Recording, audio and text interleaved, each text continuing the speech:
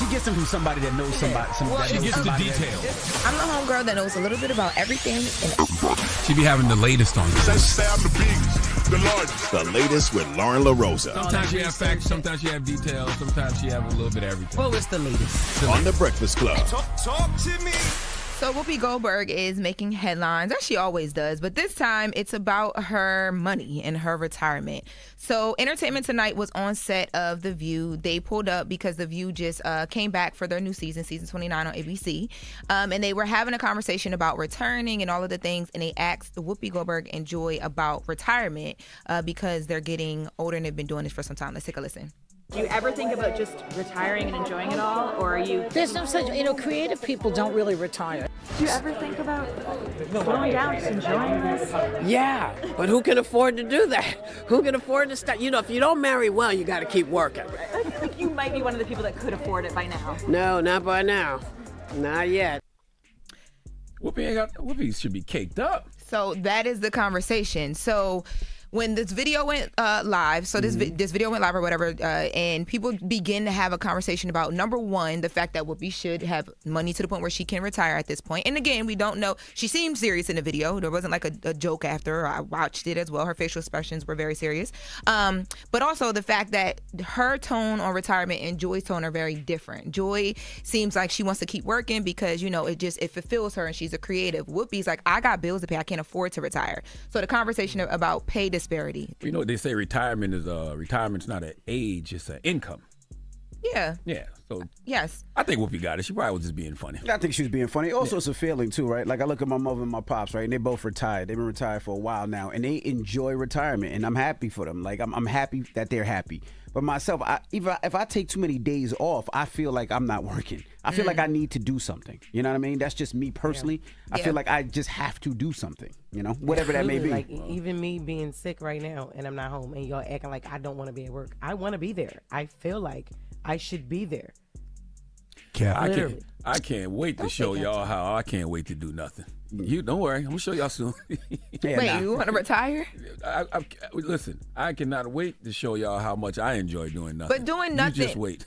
You say that now. Always remember, retirement is not an age; it's an income. Yeah, no, I agree. But sometimes you feel like, I just speak for myself. I just feel like even when I'm on vacation, I'm fidgety, and maybe that's because I've been grinding since 16, and I don't know anything else to do you're but just to not do ready it. to sit down. You're not ready to sit down. But I admire my parents. Like when my parents say, you know what, I'm going to the casino on a Tuesday at 5:00 just because they want to. I'm like, dang. Yeah. Salute to them. But I was going to say, there are. You want to be here? I got to wearing a damn T-shirt that says "So Sick." You stay your ass right where you at, okay? You should have a mask. I want you to wear a mask over Zoom. To be honest with you. Damn. Whatever. I was going to say, so reportedly, the hosts of The View make anywhere between $5 million to $8 million. Their yearly salary. So I mean, Whoopi should be fine. But this was as of 2016. But this is where it's being reported as of right now. And I thought it was more than that. To be honest with you, that's still a good amount. I mean, that's great. Yeah, that's and they've been doing it for I so long. All of them women up there. I thought that it was more than that. And Whoopi's caked up, man. She be EPing so many different things. Whoopi's all right. I think she was just being I think she was funny. But what people are pointing to too, back in 2019, Monique did an interview. Remember, Monique was having a conversations about pay disparity, and she talked about a conversation that she had with Whoopi Goldberg about how much she made and basically being okay with what you're making and working toward trying to make more. So people were pointing to that. Let's take a listen to Monique. See, Whoopi Goldberg told me the salary she makes from The View, and that hurt my feelings, that you've been there for 10 years and you accept them paying you that, and you telling me, don't worry about the little one coming up. Damn if I ain't got to be worried about you too, because you accept that salary, it makes it hard. Yeah, so people are making this a pay thing. She's talking about Whoopi Goldberg? Yeah, remember when Monique was campaigning for everybody to boycott Netflix and all those, she was having a pay discrepancy conversation. She went into a conversation she said that she had with Whoopi Goldberg. But that came back up because of this comment. How much they say Whoopi make a year? It's reported anywhere from $5 million to $8 million a year. Some people are keeping her between 5 and 6, and this is all the hosts on The View. And they say her net worth is between 30 and 60. Who am I sitting there counting other people's pockets? Hey, Whoopi gonna be fine. What are you talking about, man? Yeah. Well, She just don't want to sit down yet. That's okay. That's all it is. Like, what are we talking about? yeah, and she's young. She's 70. She will be 70 in November. She's young. And young. She's 70. yeah, and the whole That's young for us. The whole I won't marry well. That's clearly a joke. If you don't marry well, you don't. That's a joke. She's joking. What are you talking about? Yeah. Well, in other news, Paul Wall. So Paul Wall sat down with Art of Dialogue, and he's been having some conversations and reflecting on his career. So he was talking about, some big songs and opportunities he almost missed. He talks about missing the opportunity to get on a Ghostface song because he was a huge Wu-Tang fan. And then he also talked about missing the opportunity to get on a Jill Scott song, but then the opportunity coming back around and being too scared to talk nasty to Jill Scott. Let's take a listen. She was like, man, the song, your verse is cool, but I want you to, I'm gonna you down. I'm gonna pull your hair. I want you to the out of me on your verse. And I want you to say stuff like that. And I'm like, I don't know. Because it just got, I ain't never heard nobody rap on speak. I never heard that language on a Jill Scott song. So I'm like, man, the neo soul community might whoop my ass if I'm on here talking like that. You know what I'm saying? My mama might whoop my ass. My auntie, they gonna jump me if they hear me on a Jill Scott. My pastor wife might slap the out of me. She hear me talking vulgar on a Jill Scott song.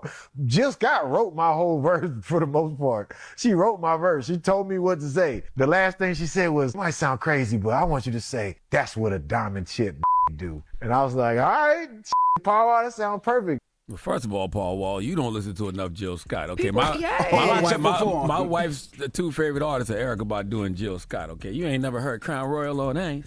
You ain't never heard Epiphany, huh? You ain't never heard Imagination. You ain't never heard Quick. What are you talking about? He was being respectable. Yeah, but I don't know why people Jill Scott is sex. But people do that with Jill Scott. I don't know why people treat her like she's like a gospel artist. I don't know. Maybe it's because you feel something spiritually when you hear her music. She's but most definitely royalty, so she definitely.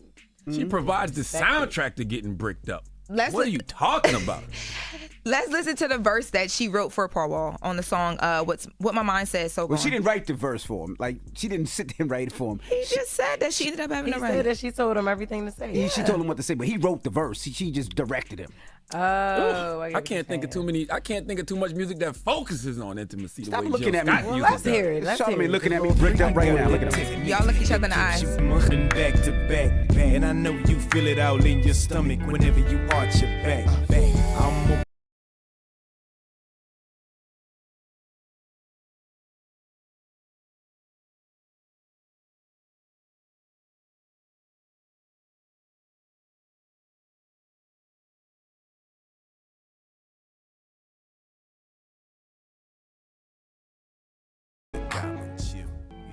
Okay. Yeah. Don't play with her, Jilly from Don't play Philly. with Jilly from Philly, man. It's just crazy to me when I hear people talk about her like that. Molasses. Put Crown Royal on ice right now. See what happens. I bet you get bricked up just driving in the car. Stop looking at me.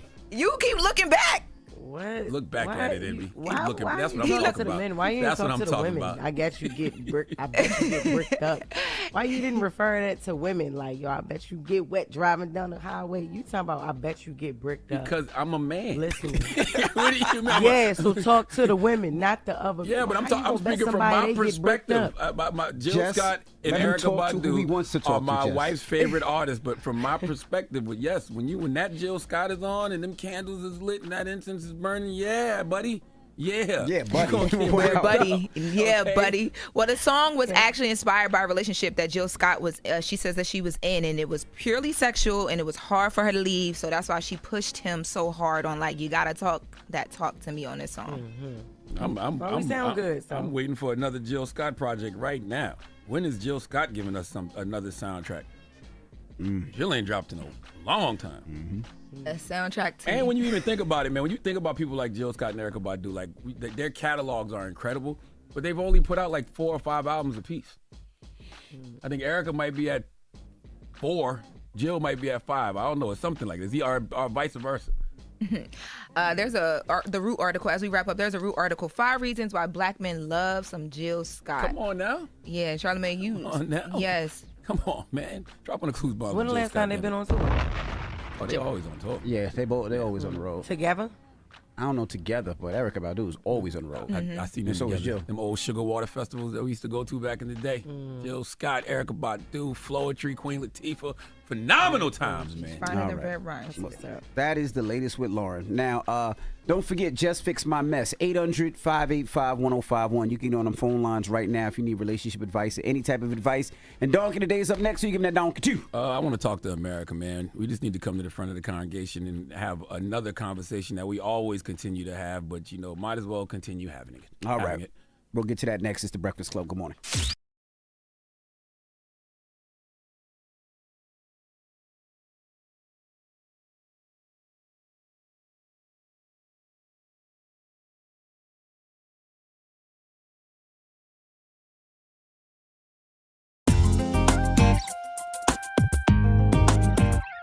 I knew Ray J coming here was going to be a disaster anyway. It was a disaster last time, but this time it was like astronomically catastrophic. I don't even use those words. Makes it from my ends. Go, Ray J, sit your ass down. Oh my goodness. And put your jacket back on. Your stomach is showing, man. It's really hard for other artists to get inside here and do interviews. But I pay my dues, and I think I got an all-access pass anytime I want. So I pulled up.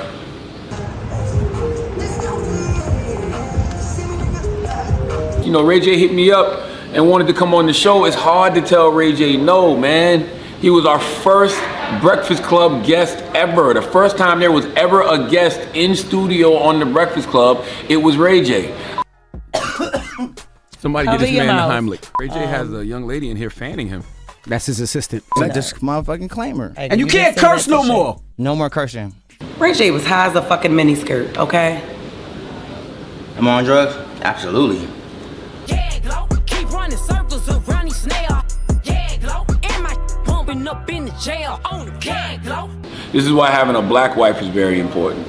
Ray J was much more stable when he was a married man, okay? Now look at him. My nipple, blur me. Princess, you did the right thing. I love my wife, and I am a little miserable without her.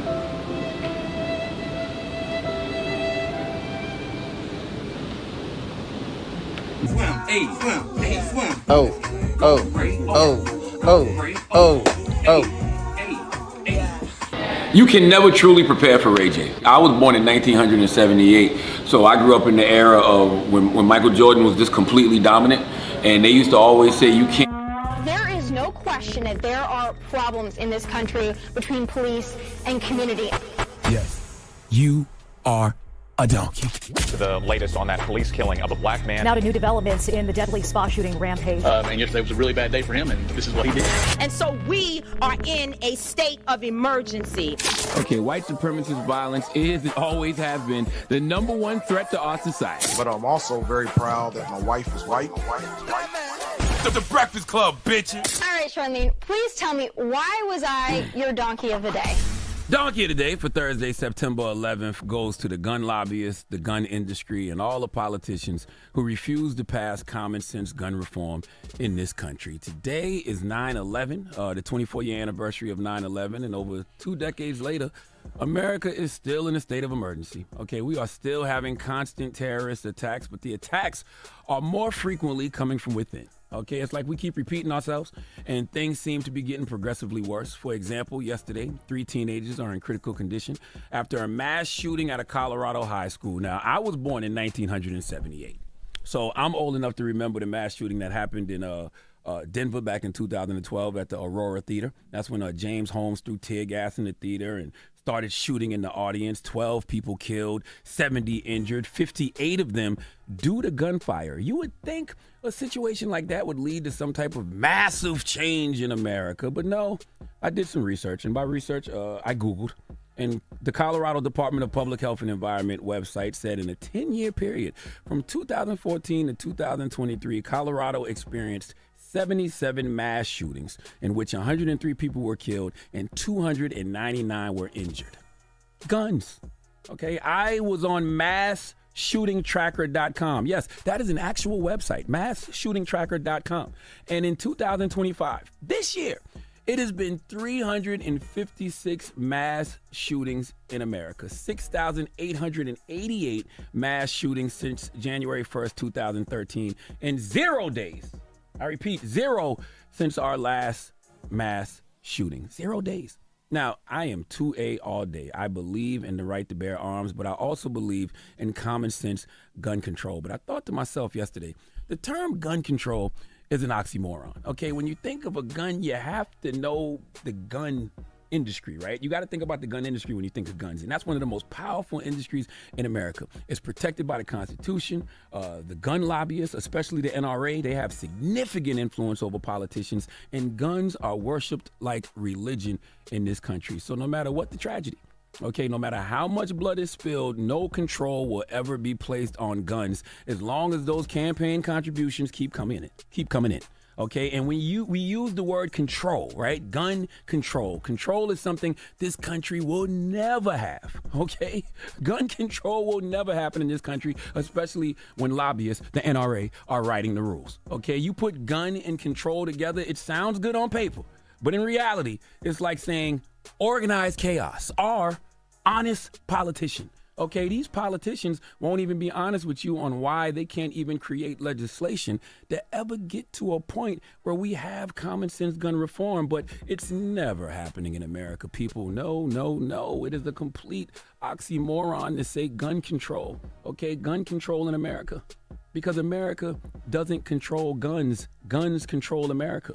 All right, we treat the Second Amendment like it's one of the 10 Commandments. Okay, in America, historically, guns have had more rights than women, immigrants, the LGBTQ, and black people combined. Okay, and the reason we need gun control is because people clearly have no self-control.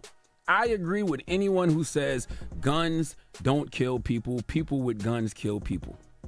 And since those people don't have any discipline or any self-control, that's why we need gun control. Okay, common sense gun reform that can protect us all. And every time there is a mass shooting or a tragic shooting, we should absolutely blame the gun lobbyists and the gun industry. I was reading a great article that was published last year. It was on a website called Every Town for Gun Safety.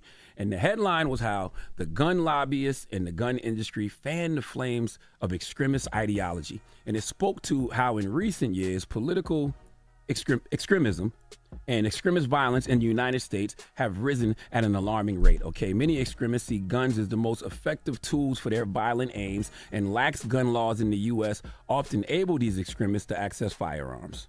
We saw that play out yesterday when we witnessed the murder of right-wing political activist Charlie Kirk. Okay, he was shot and killed while speaking at Utah Valley University. Of course, immediately people start politicizing his death. The right is blaming the left, saying their rhetoric about the right is what led to this. The right is blaming the left, saying their rhetoric is what led to this. And we don't even have the person who did this in custody. We don't know what this person's issue is or was with Charlie Kirk. Everybody is just assuming this is political violence, and it quite possibly is. Matter of fact, I'm sure it is. But you know what else it is? Gun violence. Okay, these nut jobs who don't believe in freedom of speech clearly believe in their right to bear arms. And because of the lax gun laws in America, they are able to get firearms to carry out these violent acts. Now, let the record show. When I heard what happened to Charlie Kirk yesterday, I immediately felt fear. Okay, I was afraid. I'm a black man in America. I think about getting shot every day. But guess what? Every American should think about getting shot every day when you are out and about in a public place, simply because it's been 0 days since the mass shooting happened in this country. But my personal fear was also because I'm a media personality. I don't want to live in a country where media personalities are being shot and killed for their opinions or what they believe. But I also know that as much as we like to point to the First Amendment and say we all have freedom of speech, we are not free from the consequences of said speech. That's why mindfulness of what we say is very important, because there is a cost to everything that comes out of our mouth. And unfortunately, we don't get to set the price. And I must say, Charlie Kirk understood the price of our freedoms more than most. I was watching this clip of him go viral yesterday. Can we play it? You will never live in a society when you have an armed citizenry and you won't have a single gun death. That is nonsense. It's drivel. But I think it's worth it. I think it's worth to have a cost of, unfortunately, some gun deaths every single year, so that we can have the Second Amendment to protect our other God-given rights. That is a prudent deal. It is rational. Now, he's absolutely right.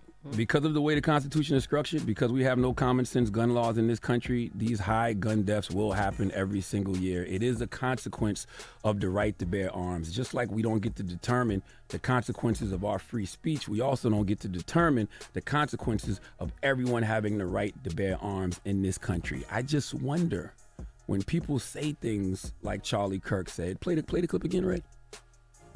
You will never live in a society when you have an armed citizenry and you won't have a single gun death. That is nonsense. It's drivel. But I think it's worth it.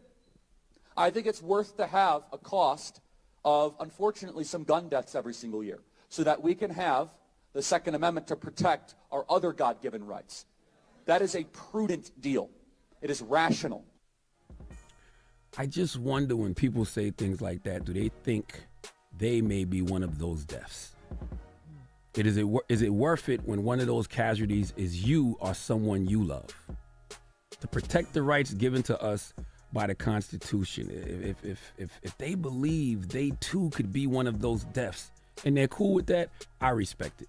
So I guess you honor Charlie Kirk by buying more guns based on that logic? Yeah, but I don't know about y'all. That sounds kind of ridiculous to me.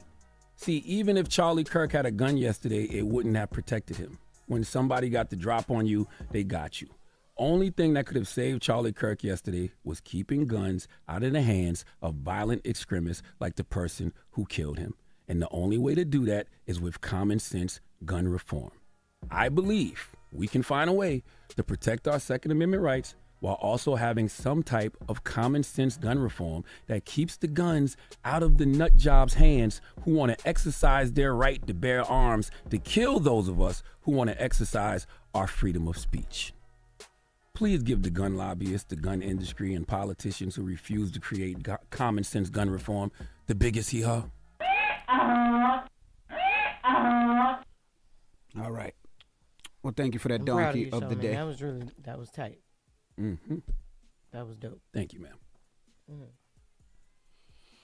ma'am. Up next, Jess Fix My Mess. 800-585-1051. Jess, there's a lady on the line right now. When we come back, we'll answer it.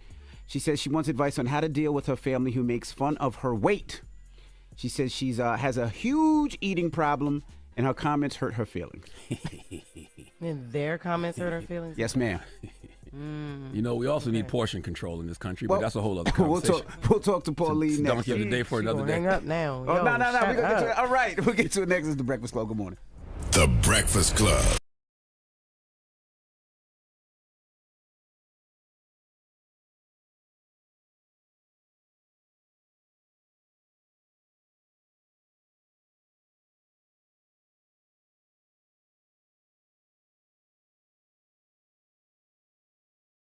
Morning. Now, I'm reading your comments, and it says you want advice on how to deal with family who makes fun of your weight?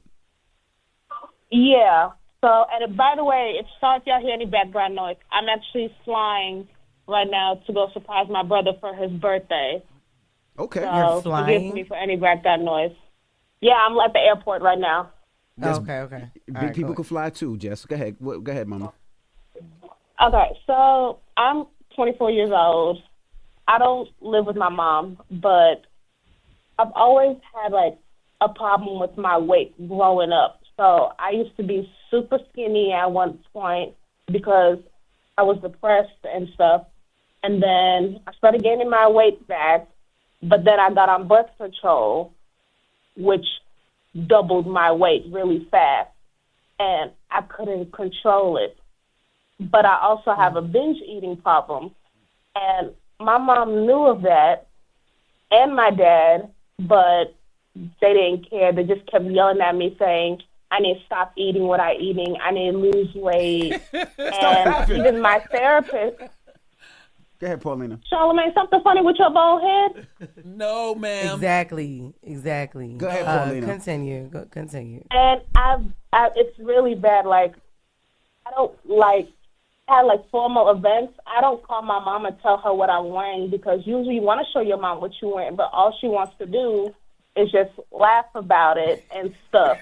And I told her because she stopped, but she won't stop. And it's like, it's affected our relationship at some point. Like, she used to call me like, what are you wearing and stuff? And I'm like, I don't feel comfortable telling you at all. Because she started to lose weight because that's her metabolism. Me, I can't help it. It's literally genetic. Obesity runs in my dad's side. And even though now I'm on Ozempic and stuff, she will never stop. And it's like, it's made me suicidal at some point. And she knows, but she doesn't care. She just tells me that you did it to yourself. Damn. Shit. Okay. You said you're 24? Yeah.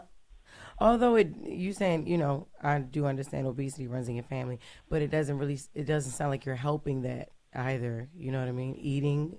Have you ever went to therapy? Because if you have a binging, yeah, I am in therapy. Okay, it's like nothing's. Does it work? Do you like them? So that's yeah, I do. I've actually been in therapy for 5 years now because of it. What are you stressed out about? She knows about it. What are you stressed out about? Financially, I'm the oldest in my family. My parents are both immigrants who came here. You know, I try to, you know, be the perfect daughter they always wanted, even though I can't always be, but I try my best, you know. And it's not easy. I have a 20-year-old sister and a 7-year-old brother.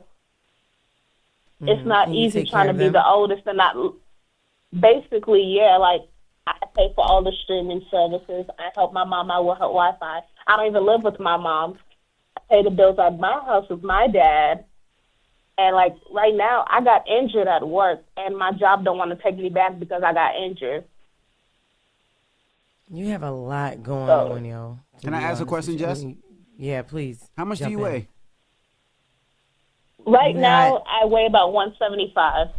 That's not big. How tall are you? All right, no. What's your height? How short are you? I'm 5'2". I'm 5'2". Yeah, that still ain't that big. You all right. You good. Well, I have African parents. What does that mean? You're a funny person. And see, this is what got me so mad about you. As soon as I laughed earlier, you snapped on me. Why you can't snap on your mama? Okay? Because she's African. She's black, African, and Muslim. All I hear is great jokes. I hear mad jokes. Yeah. But I mean, if you are serious, I don't want to laugh at you. You gotta respect your parents. Yeah, you got a lot going on though. You know what I mean. I do understand you do have a lot going on though. You gotta figure that shit out. It's a lot going on. Jess, we on radio. You can't curse. Like, I know it feels like you're at home right now, but you can't curse. Oh, my bad. Yeah, it's a lot going on with you. You got to get that together. I don't know if you joking, if you for real. I don't want to laugh if you for real. No, you know what I mean? But I also don't want you to waste my time if you're playing. My sister warns me. Like, she'll call me on the phone and be like, Mom was just talking about, like, how your gut was looking a little bit. And, like, yeah. I mean, well, look, work out. 30 I days, do work out. 30 minutes a day. You know what I mean? I mean, for real. Stop lying. For real. No, I swear to God, I do. I go to Ghost Gym. I don't play with that. Okay, but I all also right. got a total rotator cuff, so it kind of, I got a total rotator cuff, so it kind of set me back to my workout a little bit. Jess, you know what we need to do? We need to have her send us a picture of her mama. And we just need and we're gonna write 5 good things to reply back to your mama whenever she call you fat. Okay. It seems like she already got that down low key, but yeah, she's skinny. With that. She's skinny. So she look like a spear. Yo, all right. Paulina. Oh, and by the way, can I say one thing? Go ahead. Charlamagne, your book, I think it was like Shock on Me or something. It honestly saved my best friend's life. Shook on Me, it honestly saved my best friend's life. Oh, wow. His name is Taylor. He's in the military and stuff. But it saved his life. Man, that's a blessing. Send him my love, please. Well, Paulina, hold on. We'll get your email so they can send you some jokes to go at your mother. I'm not playing. Y'all, I'm scared of my mama. And I'm on my way to her house right now. That's who I'm flying to. Well, I hope you lost a little bit more weight than you did when you last saw her. Damn. You're going to get in your ass. No, it's Texas. I'm going to Texas. It's hot. I know when I get off that plane, I'm going to drop 10 pounds. Damn. All right, Paulina. Hold on. Bye. Wow, I don't know if you fixed her mess, Jess. I don't know if you fixed. She ain't never had no mess. That girl playing. Yeah, she just needed somebody to talk to. Get it off your chest. 800. Get it off your chest. Just fix my mess. 800-585-1051. It's the Breakfast Club. Good morning.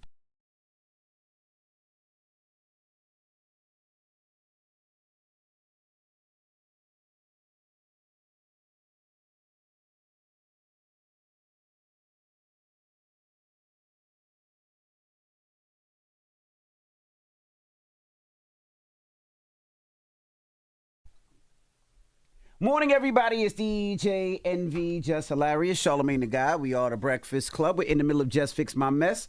And we have Dominique on the line. Dominique, good morning. Dominique. Take us off hold. You got us on hold. And then you got us on mute. I got you. My bad. I knew exactly what it was. I knew exactly what it was. What's up, Dominique? Yeah. What's up, girl? So number one, I love all of y'all. Number two, me and Charlamagne have the same birthday, so shout out Charlamagne. Peace. So Cancer's in the building. Number three, Jess, you were holding it down for Baltimore. Period. West Baltimore is so proud of you. So thank you. Thank you, baby. Thank you. But let's just put the pin on it. I've been with this guy for 13 years. We have 2 kids. We had 2 houses. We had 3 cars. And I think the only reason why I'm not getting the ring is because he doesn't have the money to buy the ring. Now, I, as a woman, am thinking like, nigga, get out of there. But I love him and I love our family. I love our dynamic. I mean, he's a Taurus. I'm a Cancer. So, you know, earth and water make brick. And so I'm just wondering, how long do I stay? If I've been building this brick for 13 years, we got a mansion now. So when do I get the key? You know? All right, but look, this is the thing. Congratulations on staying together that long and then having a beautiful family as you speak of and all that. But you think with a mansion and 3 cars and all of this that he don't have the money to get the ring? How the hell wouldn't he have the money to get the ring if y'all live in a mansion? Word. Yeah, you Like seem that. like you got some bread. The math is never mathing, but at the end of the day, the math does come out some type of way. What? Okay. This is why niggas be getting don't get deported, it, man. boo. They sick of us. They tired I of don't us. understand. I don't understand, babe. Like, what is the problem? What is the problem? Have you talked to him about it? Yo, like, I want to get married. What's up? We've been together 13 years. I What you have. thinking I about said, this? let's go to the courthouse. Let's do this. Let's do that. And what'd he say? It's a lot of circuits. Da da da da da da da da da. You know, a lot of shit. That's what. Do he say that? Is that what he Yes, say? Like, give me I did. what does Yes, he I say did. to you? No, I don't want to. I don't want to get married. Does he say, marriage? What is marriage gonna do? Like I like how we've been rocking and rolling for 13 years. What is he saying? Those things. Those exact things. Yes. Okay. Well, then he don't want to get married, boo. Got it. It's already He don't want to fixed. get married. Thank you, Olivia But is Pope. that your? Yeah, is that your deal breaker after 13 years? I mean, you waited this long. You might as well just stay and not be married. But if that's what you really want, you know, you obviously, that's not, you know, you can't be with him. That's not your one. But you waited so long. It don't matter now, right? 13 years. It really don't. There's no sweat off my back. Get off my phone. Damn. Get off my phone, yo.